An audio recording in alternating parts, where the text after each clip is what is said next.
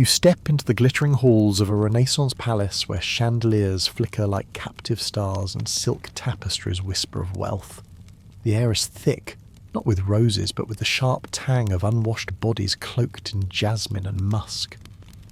Queens and duchesses glide past their velvet gowns, trailing like shadows, their faces pale as moonlight under layers of leaden paint.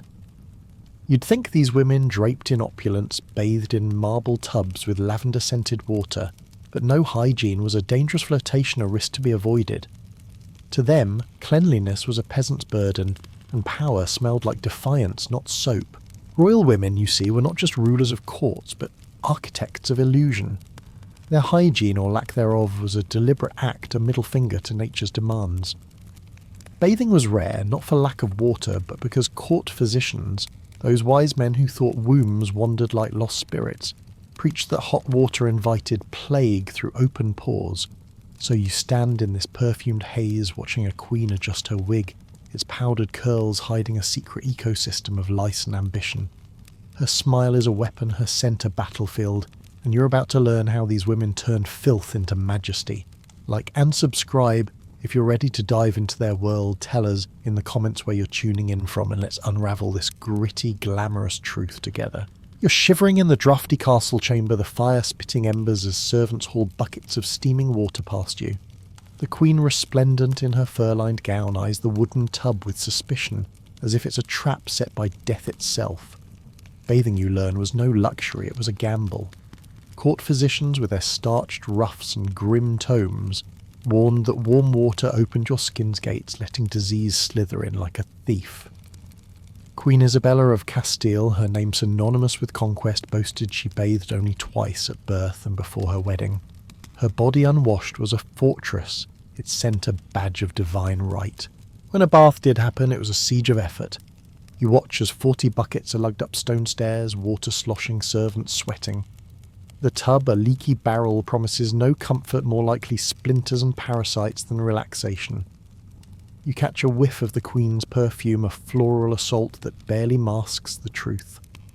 Her ladies-in-waiting whisper of demons lurking in steam, their voices trembling with fear and reverence. Yet as the Queen disrobes, her gaze dares anyone to question her.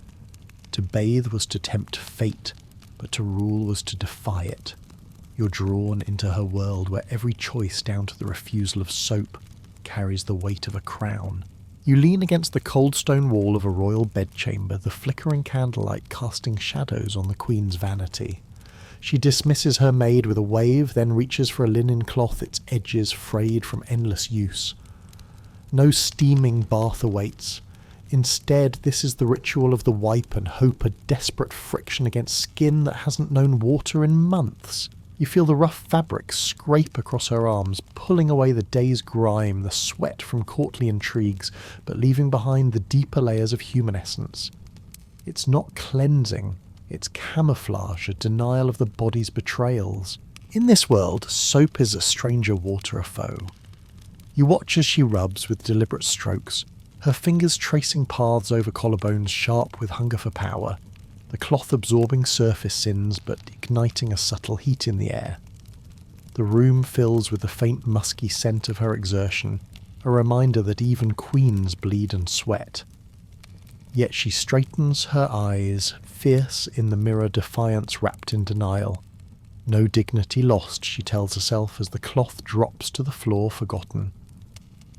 You're pulled into the intimacy of it all, where survival means masking vulnerability, and every wipe is a quiet rebellion against decay. You're enveloped in a cloud of fragrance as the Queen's perfumer bows low vials clinking like secrets. She doesn't dab perfume. She unleashes it a weapon against the creeping rot beneath her silks. Jasmine blooms fierce on her wrists. Ambergris, a waxy whisper from whale depths, trails her neck, mingling with the heat of her skin in a seductive haze. You taste the air thick with floral punches that mask the fermented truth, turning vulnerability into an aura of untouchable grace. It's not about smelling good, it's about overwhelming, projecting wealth that drowns out the body's protests. Her gloves soak in scented oils, leaving traces on anyone she touches, a subtle claim of dominance. You imagine courtiers reeling punched by roses as they approach their senses assaulted while she stands serene. Even her furniture exhales violets, a political perfume that lingers like intrigue. Queen Marie Antoinette's moods demand custom scents. Morning blooms, light and teasing afternoon depths rich with forbidden promise, execution notes sharp with panic veiled in petals. You feel the pull, the sensuality of it all. Her breath quickens as the perfumer's fingers brush her pulse heat sparking in the dim light. Perfume isn't vanity, it's armour turning stench into strategy, and you're caught in its intoxicating web. You clutch a delicate pomander in your palm, its ornate silver orb cool against your skin filled with crushed herbs that release a sharp, spicy burst as you press it to your nose. In the Queen's chamber, these accessories are lifelines veiling the rot beneath layers of courtly grace. Her handkerchief, scented with violet water, flutters like a forbidden whisper as she dabs it discreetly, masking the poorer scents that dare invade her space. You feel the intrigue coil tighter, each accessory a tool for deception, a subtle betrayal of the body's truths. As she adjusts her gloves infused with ambergris and musk, her fingers brush yours in a moment of charged intimacy, heat blooming where skin meets leather. The air thickens with possibility, a sensual haze that hints at hidden desires amid the filth. But beware, the supernatural whisper legends speak of cursed pomanders, ones that summon spirits from the herb's ancient roots, luring wearers into fevered visions of betrayal and blood. You sense it now, a faint chill as she holds the orb under her nose, her eyes darkening with secrets. In this world, perfume isn't just cover. It's a weapon turning vulnerability into veiled power, and you're ensnared in its fragrant web where every inhale risks unravelling the court's fragile alliances. You stand in the wardrobe chamber, the air heavy with the musty weight of velvet and silk gowns hanging like silent sentinels. These extravagant garments, layered skirts that could shelter a rebel-embroidered bodices cinched tight enough to spark visions of rebellion, are never truly washed. Water would ruin the delicate threads, soap fade the dyes born from crushed beetles and distant spices. Instead, they're aired out by open windows, a feeble breeze teasing away surface odours, while deeper stains fester like unspoken treacheries. You trace your fingers over a gown's hem, feeling the crusted remnants of sweat and spilled wine, a tactile reminder of banquet brawls, where knives flashed over stolen glances. The Queen dons one, her body pressing against the unyielding fabric heat, building in the confines, as if igniting a slow-burning desire. But intrigue lurks. Whispers of gowns cursed by seamstresses, grudges, fabrics that whisper secrets of betrayal, drawing wearers into violent confrontations, a lady-in-waiting slashed in a fit of jealousy, blood freezing on the brocade. You sense the violence simmering the gown, a prison of power and peril. In this gritty dance of denial, cleanliness is sacrificed for spectacle, and you're drawn deeper into the sensual tangle of silk against skin where every fold hides a potential dagger. You wander through the dimly lit corridors of the palace wardrobe where gowns cascade like frozen waterfalls, their fabrics whispering tales of shared secrets and simmering rivalries. These dresses, opulent prisons of taffeta and brocade, aren't just worn. They're inherited, passed from queen to lady-in-waiting, like tainted legacies carrying the dried sweat and lingering perfumes of previous owners. You feel the weight of it, the sensual press of silk against your skin still warm from another's body, heat a tactile reminder of power's intimate exchanges. But beneath the glamour lurks betrayal, a gown once worn in a heated tryst, now bestowed upon a rival, its seams hiding stains from a violent quarrel, blood from a slapped cheek, or worse, a dagger's nick in the shadows of jealousy. The Queen's wardrobe swells with hundreds of such garments, not for hygiene's sake, but to ensure no outfit repeats lest she appear diminished in the eyes of scheming courtiers. You sense the intrigue building, a supernatural chill, as if the fabrics hold ghosts of past wearers, women who plotted rebellions in these very folds, their desires igniting like sparks on dry velvet. Sharing isn't camaraderie, it's hierarchy, a subtle violence where the recipient inherits not just cloth, but the remnants of another's ambitions and defeats. In this dance of denial, freshness yields to fashion, and you're ensnared in the gritty web, where every hand-me-down pulses with potential for uprising, the scent of defeat mingling with forbidden longing. You step into the opulent salon where wigs tower like architectural marvels, declaring superiority over mere mortal hair. By the 17th century, growing one's own locks was for peasants. Royalty donned these detachable crowns, powdered ghostly white with flour and starch, adorned with bows, feathers, and even miniature ships sailing atop waves of horsehair. You feel the weight as a duchess adjusts hers, the structure rising a foot high, its curls brushing your cheek in a teasing caress. Heat building from the scalp beneath like a suppressed fire of desire. But this fashion is a battlefield wigs, hide greys and thinning strands, yet invite darker forces, whispers of cursed powders that summon spectral itches, turning courtly grace into frenzied scratches. The bigger the wig, the bolder the statement, a symbol of detachment from earthly woes. But you sense the violence lurking, a wig yanked in a tavern brawl among disguised nobles, blood matting the fibres, or a rodent gnawing through in the night foreshadowing betrayal.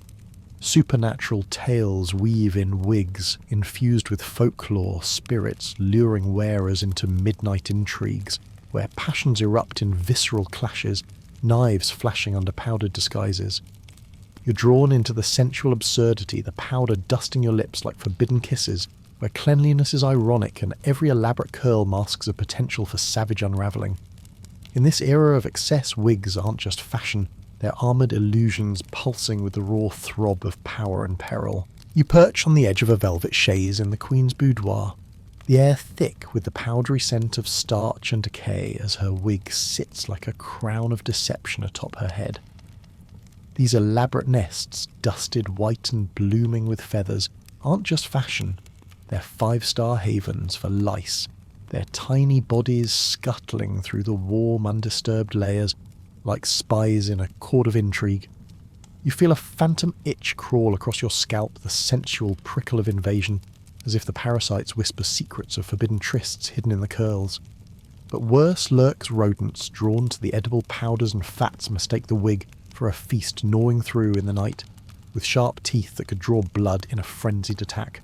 Violence erupts in the shadows, a mouse bursting from the structure during a heated banquet, sparking a brawl where fists fly and wine spills like crimson betrayal. You sense the supernatural edge-tails of wigs cursed by envious witches, summoning spectral vermin that drive wearers to madness, clawing at their own skin in desperate fury. The Queen scratches discreetly, her fingers tracing paths of heat along her neck, a moment of vulnerable sensuality amid the peril. In this gritty realm, wigs symbolise wealth, but harbour ecosystems of savagery, where every itch hints at deeper betrayals, and you're caught in the web, feeling the raw throb of resilience against infestation's cruel grip. You hover in the opulent throne room where the Queen wields her louse stick, a bejewelled ivory rod elegant as a sceptre but deadly in purpose like a wand of concealed fury. This tool, gold-plated and etched with intricate designs, allows her to excavate her scalp with courtly grace, scratching away the biting intruders, while feigning deep contemplation on kingdom affairs. You feel the tension, the sensual glide of the stick against skin, tracing lines of heat that spark forbidden desires amid the itch of infestation. But etiquette demands precision too aggressive, and you appear uncouth, a savage in silk. Too delicate, and the lice triumph, their bites igniting a chain of irritations that could erupt into violence, a duchess slapping a rival in frustration, blood drawn from a misplaced scratch. Intrigue weaves through the air, whispers of louse sticks used as weapons, and shadowed alcoves stabbing at betrayers with poisoned tips disguised as perfume compartments. You sense the supernatural chill legends of enchanted sticks that summon ghostly itches, driving nobles to betray allies, in fits of madness, their relief turning to rage. The Queen's motion is thoughtful, slow, her eyes locking with yours in a moment of shared vulnerability, heat blooming where frustration meets defiance. In this world of powdered pretense, the louse stick isn't just relief. It's a symbol of restrained savagery, where every graceful dig masks the potential for brutal unravelling, and you're ensnared in the gritty dance of power and pestilence. You awaken in the dead of night to a soft scratching, the Queen's chamber shrouded in moonlight, filtering through heavy drapes. Her wig, a voluminous monstrosity of horsehair and wire, sits on its stand like a sentinel, but tonight it's alive with invaders' mice, their whiskers twitching with vicious intent, drawn to the starchy powders and greasy fats like warriors to a battlefield feast. You feel the chill as one scurries its tiny claws raking through this structure, gnawing with savage glee, leaving trails of destruction that could mirror the court's own betrayals. The warmth of the wig's base, still holding the day's residual heat from her scalp, becomes a breeding ground for this rodent rebellion, their bites potentially drawing blood if they turn on the sleeper. Violence erupts in whispers. A mouse bursting forth during a diplomatic soiree sparking chaos. A duchess shrieking courtiers, drawing daggers in panic, blood splattering the powdered curls as rivalries ignite into brawls. You sense the supernatural dread folklore of wigs cursed by spurned lovers, summoning phantom rodents that drive wearers to frenzy, clawing at their own throats in a visceral bid for relief. The Queen stirs her fingers, brushing the infested mass in a moment of sensual vulnerability, heat rising where fear meets defiance. In this era of excess, wigs aren't mere adornments, they're arenas of savagery, where every nibble hints at deeper uprisings, and you're trapped in the gritty tangle, feeling the raw pulse of power clashing with pestilent fury. You gaze into the mirror alongside the Duchess, her reflection ethereal under candlelight as she applies Venetian ceruse, a toxic paste of white lead and vinegar, smoothing it over her face neck, and décolletage with fingers that tremble slightly from the ritual's intimate peril. The gold porcelain perfection, a glow that screams untouchable nobility, distancing her from sun-kissed peasants. You feel the cool slickness against her skin, a sensual veil that heightens the curve of her collarbone, but beneath lurks destruction. Peeling layers, festering sores, hair falling in silken strands like defeated foes. The poison seeps in, a slow violence eroding her from within, teeth-loosening breath, turning ragged as lead claims its toll. Intrigue sharpens the blade rivals, whispering of cursed batches laced with arsenic, like jealous hands sparking courtly assassinations, veiled as beauty mishaps, skin blistering in agony. Screams echoing through halls as betrayals manifest in melting flesh. You sense the supernatural pull legends of ceruse summoning ghostly pallors, spirits of vain ancestors, driving users to madness, clawing at their faces in bloody frenzies. Her cheeks flush with mercury rouge, a vivid red that mimics passion's heat, but hides the cycle of decay, more paste to cover the damage, a defiant spiral of denial. In this gritty pursuit of flawlessness, makeup isn't enhancement, it's warfare, where every layer masks savage erosion, and you're immersed in the evocative dance of desire clashing with self-inflicted ruin. You lean closer to the vanity mirror, the Duchess's reflection a canvas of calculated allure, as she affixes a beauty mark, a velvet patch sometimes crafted from mouse fur, salvage from wig infestation strategically upon her cheek. These mouches glued with precision signal-coded desires near the mouth, for flirtation evoking whispers of stolen kisses.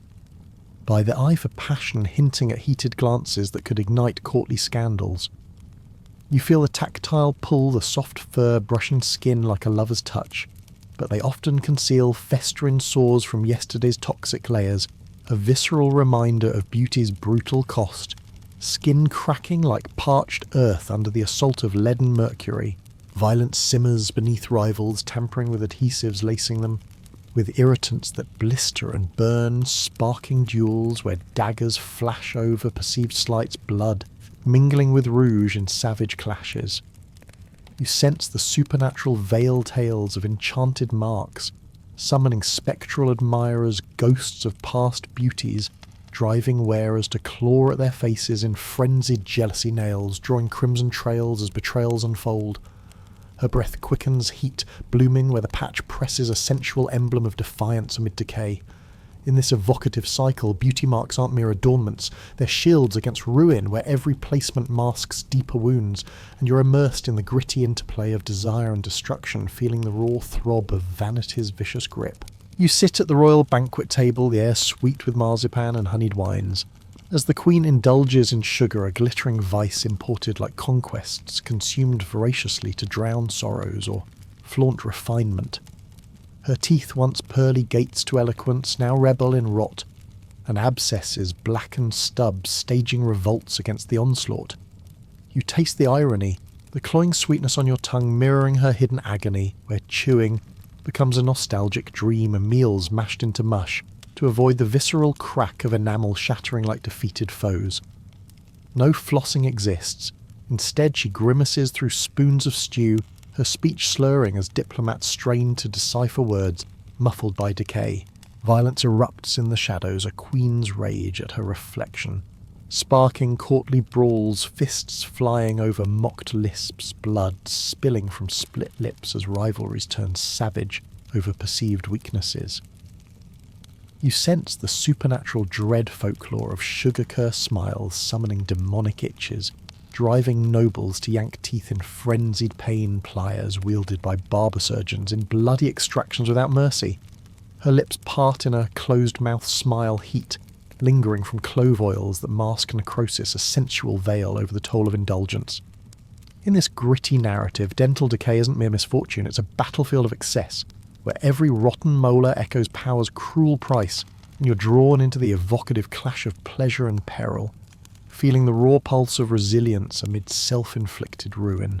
You slip into the queen's dressing chamber, the air charged with the rustle of silk and the faint earthy musk of her body beneath the layers. For centuries, royal women eschewed undergarments, deeming them too masculine or peasant-like beneath the brocade and lace. It's just skin against fabric, a draught whispering up skirts like a lover's secret breath. You feel the vulnerability, the sensual friction of velvet grazing thighs, heat building in the confines, as if igniting sparks of desire amid the court's rigid decorum. A linen shift might serve as a thin barrier washable, yet rarely so, trapping sweat and scents in a gritty embrace that heightens every movement. But peril shadows this freedom without support. A misplaced step in heavy gowns could lead to tumbles, sparking violent skirmishes, a duchess tripping into a rival's arms, accusations flying like daggers, blood drawn in jealous rages as fabrics tear in savage pulls. You sense the supernatural lure folklore of ethereal spirits, drawn to the exposed lower halves, whispering temptations that drive women to betray kin-claws emerging in midnight frenzies. Her hands smooth the petticoat's fingers lingering on the warmth of her own form, a moment of defiant intimacy. In this evocative omission, no underwear symbolizes elevation, but invites raw chaos where every layer masks potential for upheaval, and you're immersed in the gritty dance of power's intimate risks. You accompany the Duchess on a jolting carriage ride, the Bordeloo a porcelain gravy boat-shaped urinal clutched discreetly under her voluminous skirts, a necessity for long audiences where nature's call interrupts diplomacy. Balancing the 30-pound gown corset and panniers demands thigh strength and a maid's aid, the process a logistical ballet of lifted fabrics and hovered poise heat flushing her cheeks as vulnerability meets urgency. You feel the intimate strain, the sensual press of layers shifting against skin, a whisper of rose water masking the earthy reality below. Violence lurks in the mishaps, a slip Bordeloo during a tense negotiation sparking outrage. Courtiers drawing swords over perceived insults, blood staining silks and savage thrusts as alliances shatter. You sense the supernatural dread tales of cursed vessels summoning watery spirits that flood chambers, driving users to frenzied escapes. Claws raking at doors in panicked fury. Her maid whispers encouragement, fingers brushing in a charged moment of support, heat blooming amid the peril. In this gritty ritual, the Bordeloo isn't mere convenience. It's a shield against exposure where every discreet use navigates power's precarious edge, and you're drawn into the evocative clash of decorum and desperation, feeling the raw pulse of resilience in royal necessity. You stand amid the tailor's frenzy bolts of fabric unfurling like battle flags, their vibrant hues luscious blues from mercury, crimson reds laced with arsenic, promising nobility but delivering itchy torment. The queen's gown stiffened with lead-based starch, and edged in fur that molts like shedding secrets clings to her skin, igniting rashes that blaze like forbidden passions. You feel the visceral burn, the sensual scrape of lace against swelling flesh, heat rising in waves as allergies erupt into blistering rebellions, her breath hitching in a mix of pain and defiance. Violence weaves through the threads, a toxic dye sparking a courtly duel, fabrics blistering skin until accusations fly, daggers drawn in savage fury, blood seeping into the weave as rivals clash over poisoned gifts. You sense the supernatural menace garments, cursed by spurned artisans, summoning ethereal itches that drive wearers to claw at their own arms, nails rending flesh in bloody frenzies amid whispered betrayals. Corsets of whalebone and metal compress her torso, cutting deep to spark eczema's uprising, a gritty reminder that fashion's silhouette demands blood. In this evocative trap, clothing isn't adornment. It's warfare, where every seam hides potential savagery, and you're immersed in the raw clash of opulence and agony, feeling the pulse of power's cruel embrace. You witness the rare spectacle in the Queen's private quarters, servants hauling a massive wooden tub like soldiers bearing a siege engine, buckets of heated water sloshing in a laborious procession that leaves trails of steam and sweat. Bathing a seasonal flirtation with peril defies physicians' warnings of open pores inviting disease. Yet here it unfolds, an ordeal scheduled for coronations or crises, the air thick with rose petals and tension. You feel the intimate vulnerability, her linen shift clinging damply as she submerges, never fully naked, to preserve modesty, the fabric trapping grime against her skin in a sensual, gritty embrace. Violence shadows the ritual, a scalding splash igniting Temper's maids accused of sabotage leading to brutal lashings, or dagger-drawn defences, blood mixing with bathwater in savage reprisals. You sense the supernatural dread tubs haunted by drowned spirits, whispering lures that pull bathers under in frenzied struggles, claws emerging from the depths as betrayals surface. Family members share the unchanged water, an unsanitary hierarchy, where the noble goes first, leaving tepid broth for others. Her skin emerges rubbed with powders containing lead, a defiant glow masking the risk. In this evocative ceremony, bathing isn't renewal. It's a battlefield of exposure where every dip navigates peril's edge, and you're drawn into the raw interplay of cleanliness and chaos, feeling the pulse of royal resilience. You linger in the shadowed alcove of the Queen's solar, where biology defies etiquette. Her monthly cycle arriving like an uninvited intruder amid the court's ethereal demands. No tampons or pads exist.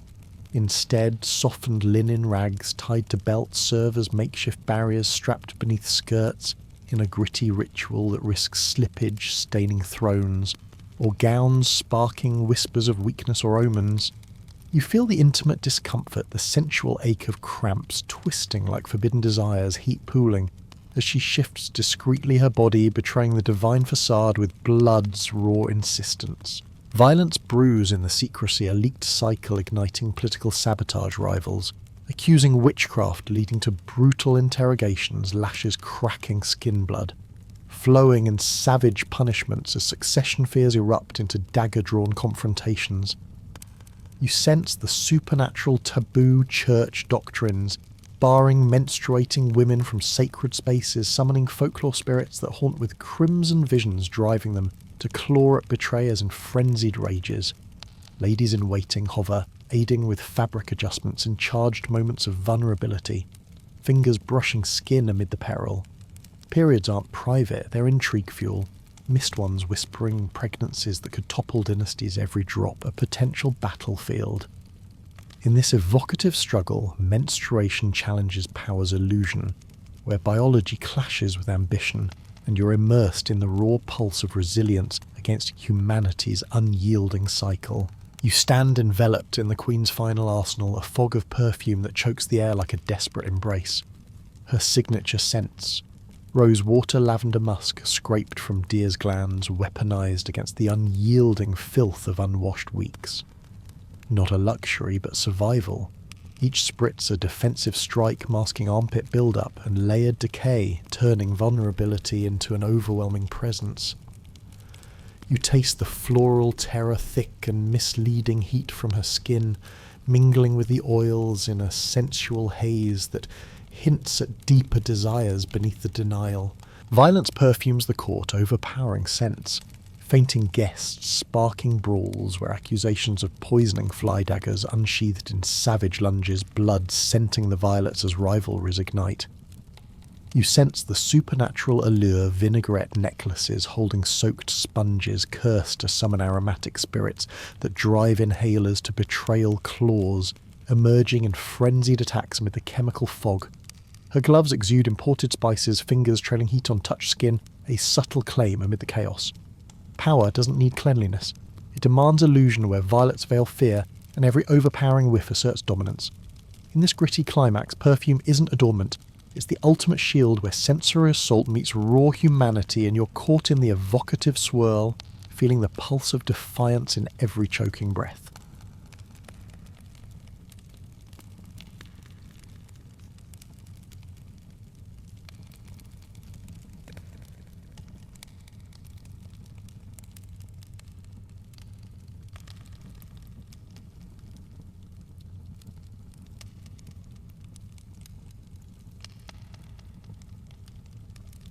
You step into the misty fields of Edo, Japan, where rice paddies stretch like mirrored veins. Across the landscape, their waters reflecting the rising sun and the bent backs of peasants, toiling in rhythmic defiance.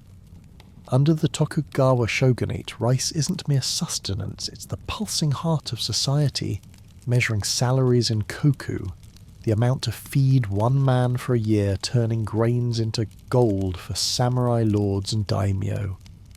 You feel the gritty mud between your toes, the sensual pull of the earth as hands plunge into flooded soil, planting seedlings with a tenderness that borders on reverence, each stalk a symbol of survival amid feudal hierarchies. But intrigue simmers beneath rice taxes, fuel rebellions, peasants hoarding grains in hidden silos, sparking violent uprisings, where sickles clash against katana blood, watering the fields like crimson rain. You sense the supernatural whisper kami spirits, dwelling in the husks, luring greedy overlords to their doom, with visions of bountiful harvests that turn to rot, driving them to savage purges of suspected witches. The air thickens with the steam of polished white rice, a luxury for the elite, while brown variants sustain the poor, their chewy texture a reminder of class divides. In this evocative world, rice embodies spiritual weight offered to ancestors and rituals that blend devotion with desire, where every bowl holds the potential for betrayal or blessing, and you're drawn into the raw cycle of labour and law, feeling the pulse of a nation bound by its staple. You gather around a humble tatami mat in a samurai's quarters, the steam from freshly cooked rice curling like incense, its polished grains glistening under lantern light, as they're shaped into onigiri wrapped in seaweed with pickled plums nestled inside like hidden treasures. For the wealthy daimyo rice pears with grilled unagi, its glossy eel skin crackling with sweetness or miso-marinated tofu that melts on the tongue, evoking sensual layers of umami that tease the palate amid courtly conversations. You feel the warmth in your hands, the sticky grains clinging like lovers' embraces, but for townsfolk and labourers it's a modest bowl with dried fish and radish, a gritty sustenance that fuels endless toil. Violence lurks in the scarcity famines igniting peasant revolts where hoarded rice becomes a weapon. Mobs storming granaries with torches and blades, blood spilling over spilled grains in savage hunger-driven clashes. You sense the supernatural undercurrent rice spirits manifesting in festivals, but cursing the gluttonous with berry, a deficiency that twists limbs in agonizing knots, driving afflicted nobles to betray allies in delirious rages. Weddings and funerals infuse the act with ritual chopsticks, never upright, lest they summon death's shadow, a taboo that heightens the tension. In this evocative daily rhythm, rice transcends food.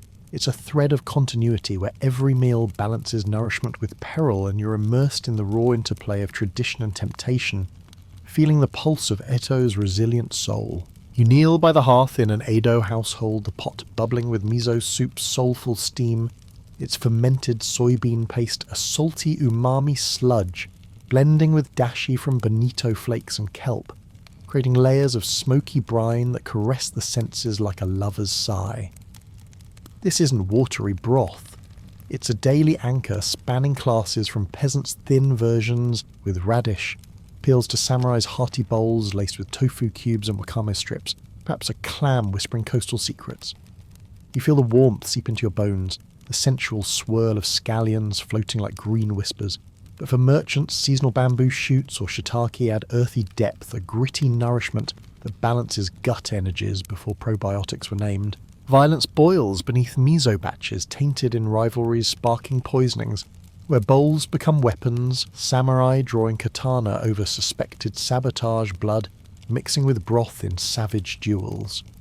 You sense the supernatural harmony Buddhist monks sipping during fasts, believing it aligns yin and yang, yet cursed pastes summoning fermenting spirits that drive drinkers to frenzied betrayals, claws emerging in midnight feasts.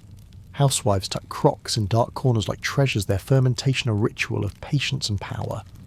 In this evocative universality, miso soup transcends classes, humble yet profound, where every sip holds ritual and risk, and you're immersed in the raw flow of tradition's comforting grip, feeling the pulse of Edo's shared sustenance. You partake in a shrine offering rice and miso, intertwined in spiritual rites, grains presented to household gods and ancestors during festivals, their consumption infused with taboos like chopsticks upright, evoking funerals aslip that could summon death's shadow amid the meal's warmth. For the rich, exclusive white rice invites beriberi, a vitamin thief, twisting limbs in agonizing knots, while peasants' rough brown variants and varied diets foster unintended health, a gritty irony where excess breeds frailty. You feel the balance teeter, the sensual chew of unrefined grains grounding the body like Earth's embrace, but overindulgence sparks deficiencies that mirror societal divides. Violence ferments in the imbalance, nutritional woes fueling uprisings, emaciated warriors clashing with lords over rice quotas, sickles slashing in savage hunger blood, fertilizing paddies. You sense the supernatural equilibrium, Riskami blessing the humble cursing gluttons, with spectral deficiencies that drive them to betray kin in delirious rages, ghostly claws gripping throats. Weddings blend rice with miso in harmonious bowls, funerals honour with restrained sips, every act a thread of yin-yang alignment. In this evocative duality, rice and miso embody resilience, spiritual anchors, where nutrition dances with peril, and you're drawn into the raw harmony of Edo's ecosystem, feeling the pulse of a society where sustenance sustains or sabotages ancestors frowning from shrines at skipped rituals.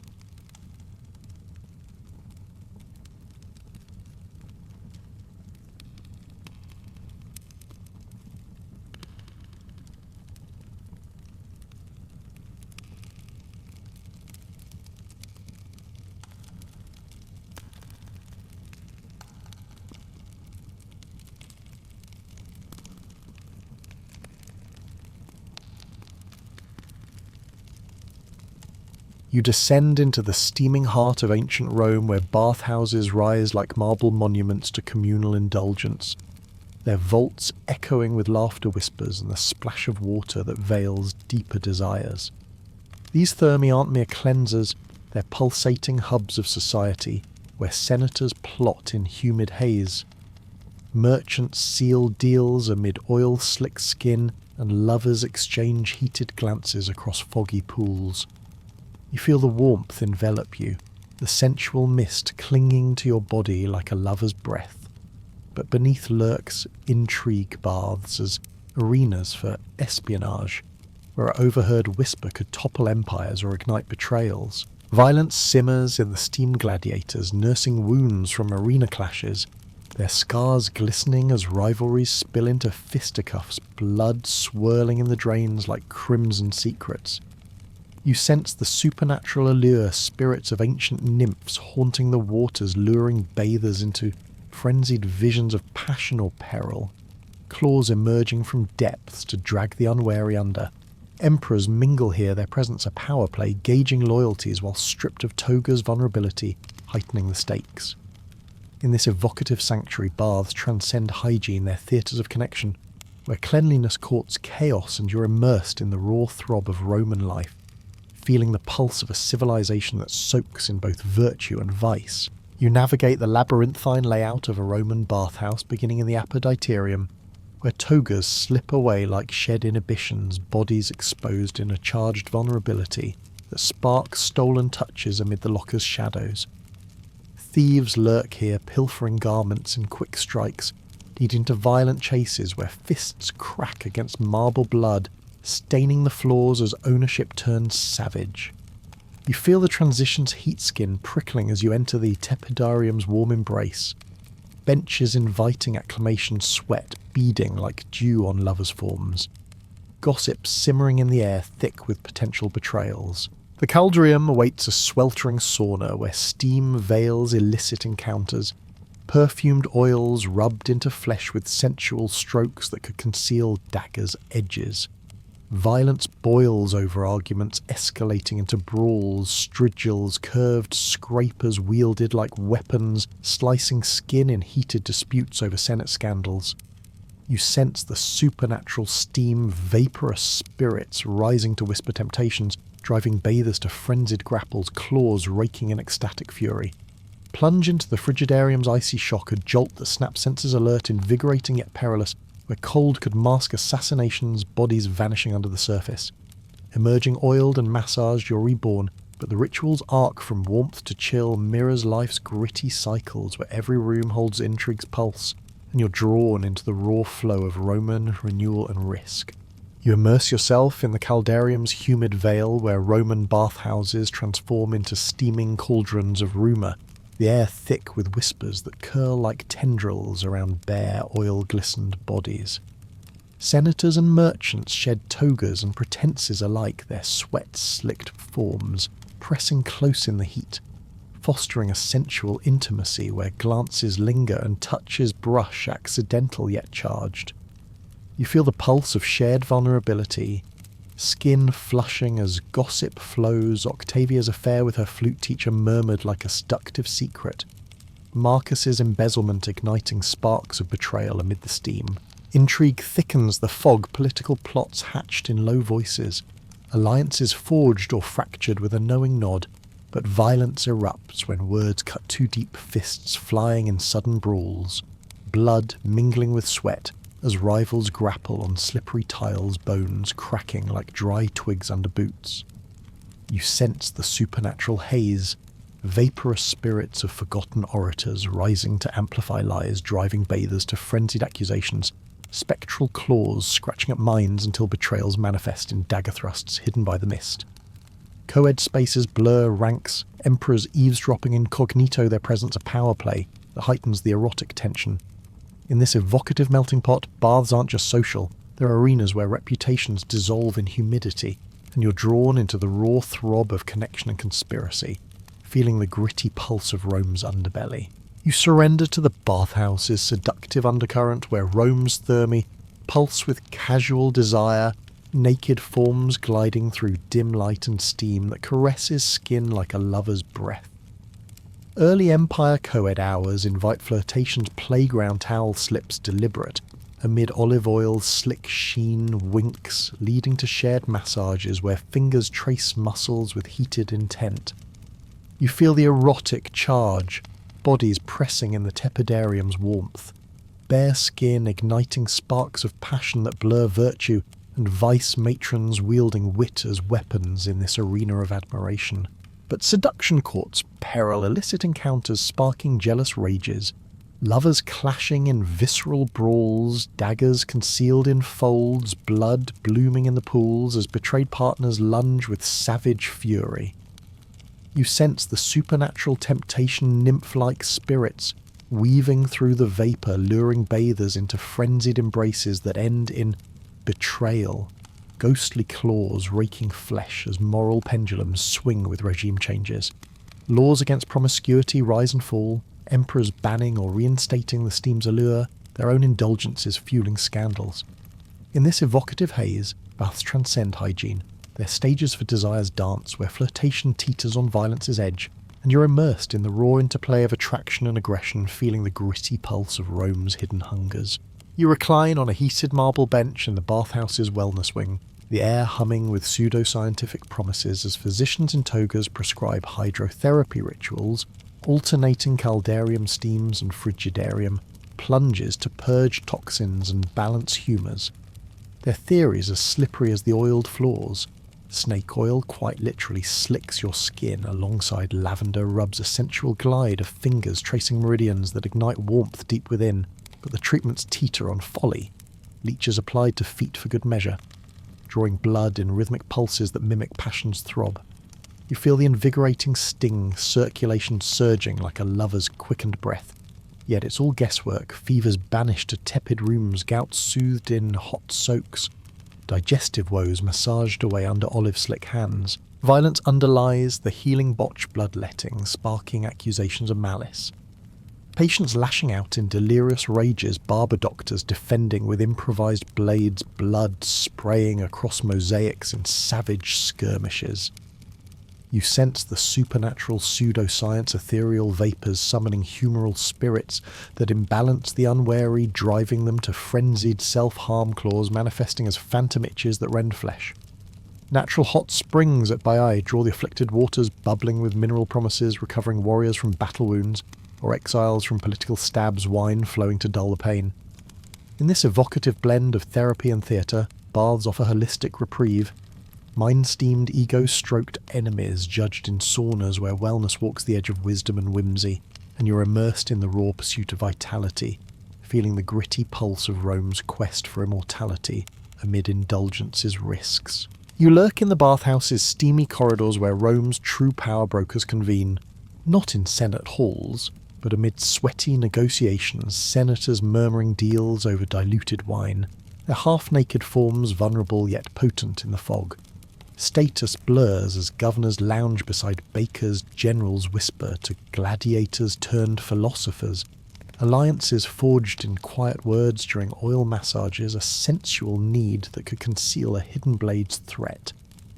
You feel the tension coicle skin prickling with intrigue as patronage networks thrive, wealthy patrons offering villas or legal aid in exchange for flattery, the air thick with ambition's heat.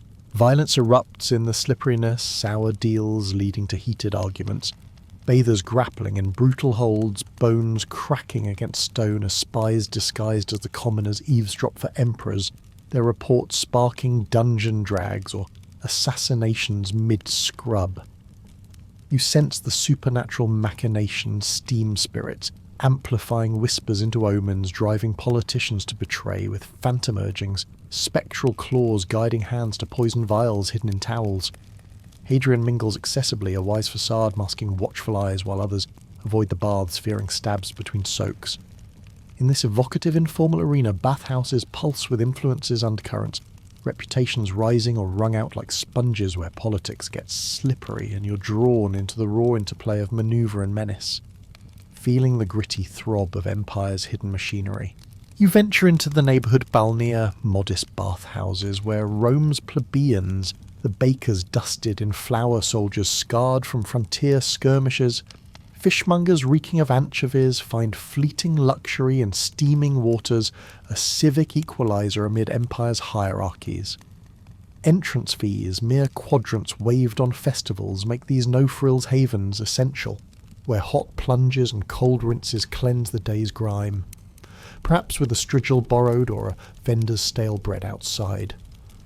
You feel the communal press bodies slick and close in crowded hours, sensual heat, mingling sweats as neighbours gossip over gladiator scandals or tax hikes, vulnerability, heightening bonds.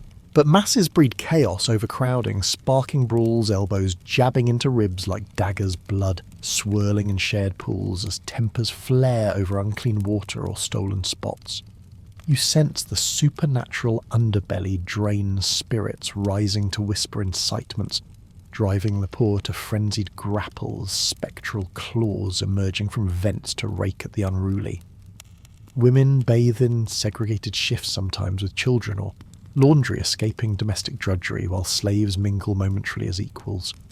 In this evocative haven, baths remind all of shared humanity. Even emperors have odour, where cleanliness fosters relatability, and you're immersed in the raw throb of empire's underclass, feeling the gritty pulse of unity amid urban strife. You wander the crumbling ruins of once vibrant thermoweeds, choking marble where steam once rose in triumphant clouds, the Western Empire's economic woes eroding aqueducts, and maintenance-skilled workers vanishing amid invasions that shatter pipes like fragile alliances. Bathhouses, symbols of civilization, fade as funds dry up their waters, stagnating into murky hazards that breed disease rather than delight. You feel the sensual warmth of communal baths cooling into ghostly echoes. But Christian emperors accelerate the fall, deeming nudity, pagan decadence mixed, mingling a moral peril that invites sin's seductive grasp. Violence marks the decline, abandoned pools becoming battlegrounds for squatters, blades clashing in territorial rages, blood staining cracked mosaics as goats graze on overgrown tiles. You sense the supernatural shift, bath spirits forsaken, turning vengeful summoning floods or phantoms that drag loiterers into depths with clawing fury. Segregation hardens, then closures convert structures to churches or rubble, ushering Europe's age of dirt where bathing invites suspicion. Yet legacies endure, Byzantines preserve echoes, Islamic hammams evolve the ritual. In this evocative twilight ruins whisper of lost connections, hygiene, communal politics, towel-clad, where civilization's pulse fades but inspires and you're drawn into the raw nostalgia of steam's silent symphony, feeling the gritty throb of an era's end.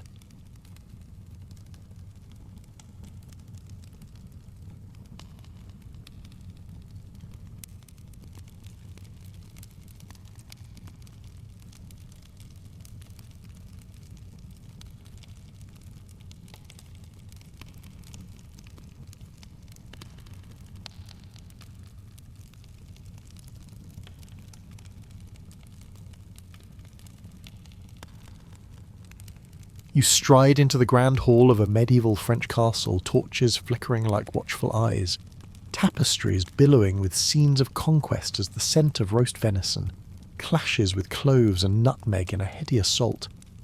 For nobility, feasts aren't mere meals, they're theatres of dominance where wealth manifests in pastry swans towering like siege engines, their flaky hides concealing spiced innards that drip with honeyed defiance.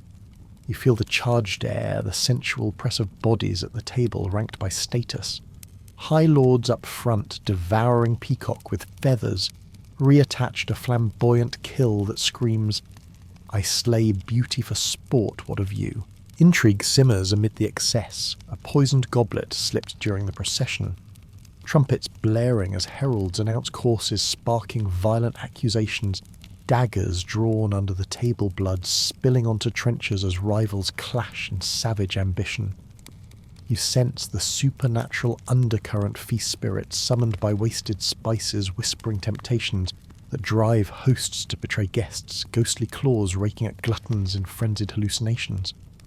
Peasants lurk outside, catching scraps like dogs, their hunger a brewing rebellion. In this evocative spectacle, every bite asserts power where food flexes like a weapon, and you're immersed in the raw throb of hierarchy's hunger, feeling the gritty pulse of a world where dining devours the weak. You delve into the alchemist's kitchen of medieval French nobility, where spices cascade like exotic jewels, cloves, cinnamon, saffron from distant crocus stigmas dumped with abandon into every dish, not for flavour alone, but as fiery symbols of conquest and coin. Saffron's golden glow dyes a pottage unnatural yellow, a status emblem burning the tongue like whispered seductions, its rarity flaunting trade routes stained with blood from merchant ambushes. You taste the overload, the sensual burn spreading heat through your veins, a gritty fusion that confuses the palate while impressing guests, each granule a declaration of dominance over peasants' bland gruels. Violence spices the trade caravans raided by bandits, blades slashing throats for nutmeg sacks, blood-soaking sands as rival lords wage wars over spice monopolies, turning kitchens into battlegrounds of betrayal. You sense the supernatural essence spices cursed by Eastern shamans, summoning humoral imbalances that drive diners to madness, spectral fires igniting within claws of bile, rending guts in frenzied fits. Humoral theory dictates the chaos, too much heat, countered by damp sugar melancholy banished with peppered custards, philosophy weaponized in the pot. In this evocative excess, spices aren't seasonings, they're megaphones of might, where symbolism scorches restraint and you're drawn into the raw blaze of culinary conquest, feeling the gritty pulse of a palate painted in power and peril. You carve into the centerpiece of the noble feast a roast swan presented with plumage, Rousseau like a resurrected spectre, its elegant neck arched in defiant beauty, juices mingling with spices that tease the tongue like forbidden whispers. Medieval French proteins ascend hierarchies of prestige, venison from hunts where arrows pierce flesh, in visceral thrills the deer's final gasp echoing the thrill of pursuit. You feel the sensual drip of gravy on your fingers, the gritty chew of crane or heron birds stuffed within one another, in layered indulgence quail nested in pheasant, within goose glazed in honey that sticks like lovers' sweat. Violence flavours the hunt lords clashing over poached game swords drawn in forest ambushes, blood soaking earth as rival claims erupt into savage duels, entrails spilling like omens. You sense the supernatural presentation meats dyed in sandalwood reds or saffron golds cursed by alchemists' spells to summon avian spirits that haunt diners with feathered visions driving them to betray tablemates in frenzied pecks at throats.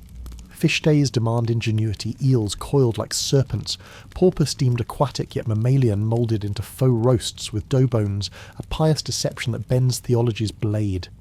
In this evocative display, exotic meats aren't sustenance, they're spectacles of shock, where presentation terrifies and tantalises and you're immersed in the raw clash of decadence and drama, feeling the gritty pulse of a cuisine that devours with flair. You huddle by a peasant hearth in medieval France, the crackle of fire illuminating coarse-bred maslin from rye and barley, darker than Noble's white pandemain, its chewy crust a staff of life that wards off starvation's gnawing hunger. Cheese from sheep or goat milk crumbles fresh or ages in cellars, a simple joy amid gruel's monotony, its tangy bite evoking earth's sensual bounty. You stir the pottage boiled grains and vegetables with a scavenged bone for flavour, a daily stew that sustains through endless labour, its warmth seeping into bones like a comforting embrace. But simplicity breeds rebellion, famines turning bread riots into bloodbaths.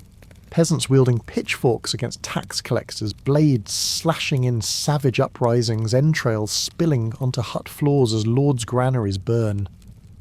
You sense the supernatural sustenance, mouldy cheeses haunted by fungal spirits, whispering incitements to overthrow driving villagers to frenzied attacks on manors, claws of famine raking at the starving.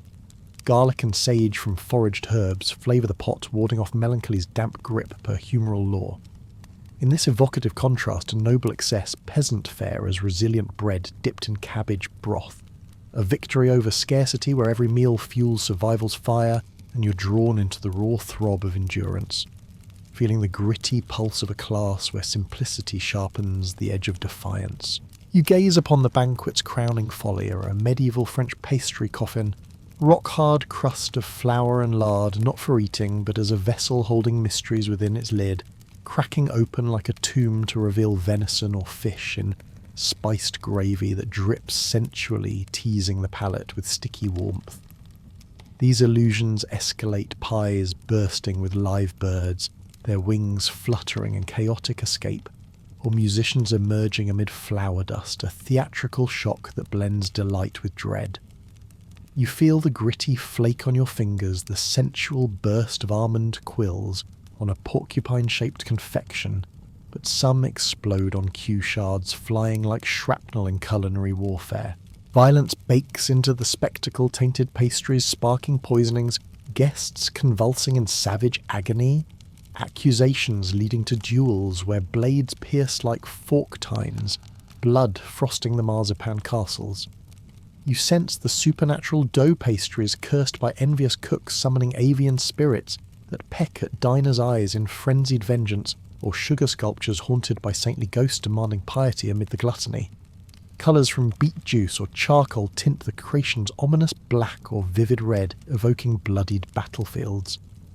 In this evocative masquerade, pastries transcend dessert, they're decoys of drama, where every slice invites applause or apocalypse, and you're drawn into the raw thrill of deception, feeling the gritty pulse of a cuisine that turns indulgence into illusion's sharp edge. You perch on a wooden stool at the noble table, fingers greasy from tearing bread, never biting, lest you seem abhor its crust yielding with a sensual snap etiquette, a rigid script taming the feast's chaos. Knives cut meat precisely, spoons dip into soups, but digits do the rest first. 3 only pinky and ring kept clean like badges of civility amid the sauce's sticky embrace. You feel the intimate rinse in rosewater bowls between courses, warmth, flushing skin as servants pour a charged ritual that